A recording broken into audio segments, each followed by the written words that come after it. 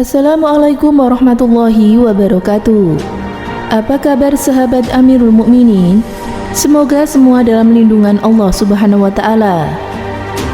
Malaikat Jibril turun ke bumi dan berkata kepada Nabi Nuh alaihissalam bahwa pohon itu telah dicuri oleh iblis. Wahab bin Munabi mengatakan bahwa awal terjadinya banjir besar adalah pada bulan Rajab dan akhirnya pada akhir bulan Dzulhijjah. Sedangkan Abu Ma'syar mengatakan bahwa antara terjadinya banjir besar di masa Nabi Nuh alaihissalam dengan taubatnya Nabi Adam adalah 2240 tahun. Dan di antara banjir besar dan hijrahnya kenabian adalah 3774 tahun. Ada sebuah peristiwa unik yang dinukilkan oleh At-Salabi bahwa setelah Nabi Nuh alaihissalam kembali menginjakkan kaki ke bumi, Allah mewahyukan kepadanya untuk menanam pepohonan yang ada bersamanya. Atas perintah tersebut, Nabi Nuh menanamnya dan yang pertama kali dia tanam adalah pohon as atau sejenis semak berbunga putih. Dia bermaksud menanam pohon anggur, tetapi dia tidak menemukannya. Dia bertanya kepada anaknya Sam, "Wahai anakku, dikemanakan pohon anggur?" Sam menjawab, "Saya tidak tahu." Malaikat Jibril turun ke bumi dan berkata kepada Nabi Nuh alaihissalam, "Wahai Nuh, pohon anggur itu telah dicuri oleh iblis."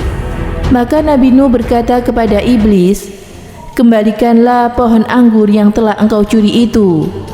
Iblis berkata, "Aku tidak akan mengembalikannya kecuali engkau mau berbagi denganku."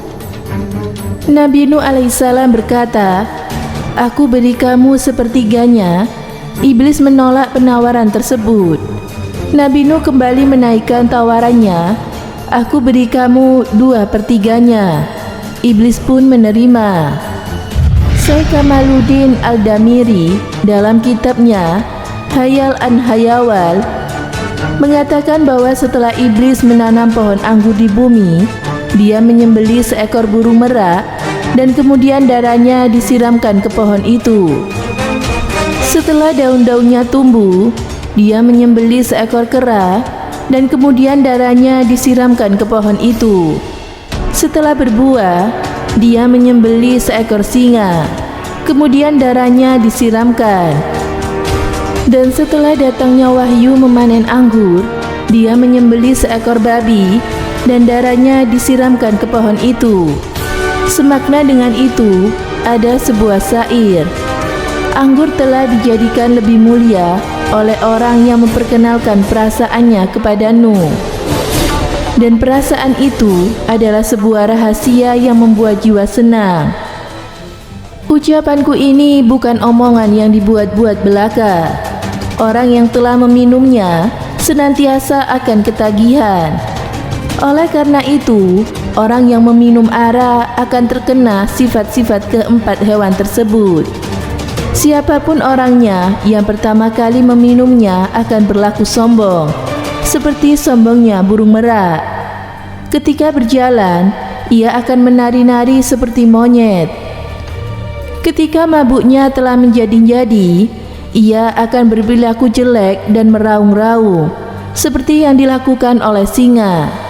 Dan ketika sudah teler dengan kemabukannya, dia akan mengantuk dan berusaha tidur seperti yang dilakukan oleh babi. Itulah 4 unsur yang sampai kapanpun tidak akan hilang dari diri orang yang telah meminum arak. Astaghfirullahaladzim. Semoga kita dijauhkan dari sifat-sifat tersebut. Amin. Semoga bermanfaat. Wallahu a'lam bishawab.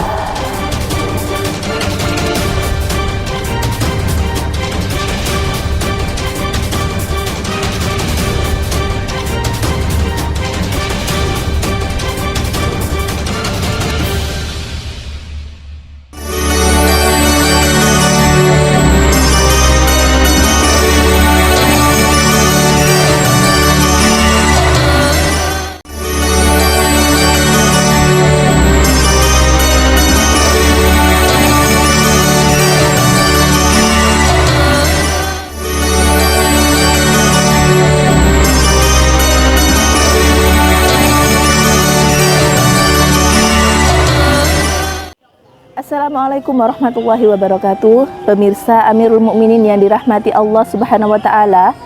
Iblis adalah dulunya malaikat yang taat kepada Allah Subhanahu wa taala yang diberi nama Azazil.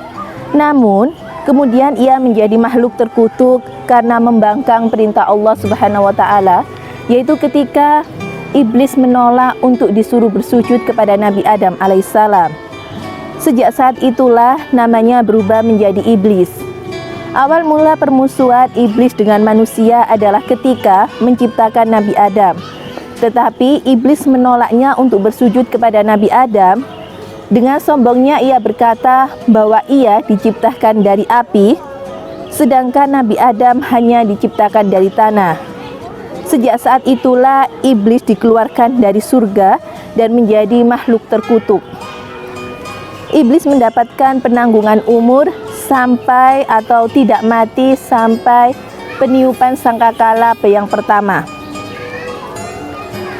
Iblis akan terus menggoda anak cucu Adam agar tergelincir dalam dosa dan masuk neraka bersama mereka. Tetapi Allah memberikan petunjuk kepada manusia melalui para nabi dan rasul agar tidak terjebak tipu daya iblis. Dalam Sahih Muslim dikatakan, iblis bertempat tinggal di lautan yang dikelilingi oleh beberapa ular. Di sanalah ia mengendalikan seluruh aktivitas penyesatan terhadap manusia. Iblis juga membangun kerajaannya di tengah lautan. Tujuannya adalah untuk menandingi arsy-Nya Allah Subhanahu wa taala.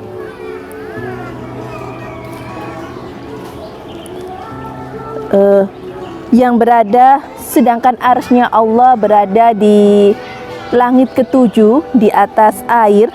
Semoga kita dijauhkan dari tipu daya setan dan kita selalu berada di jalan Allah Subhanahu wa taala. Amin ya rabbal alamin. Semoga bermanfaat. Wassalamualaikum warahmatullahi wabarakatuh.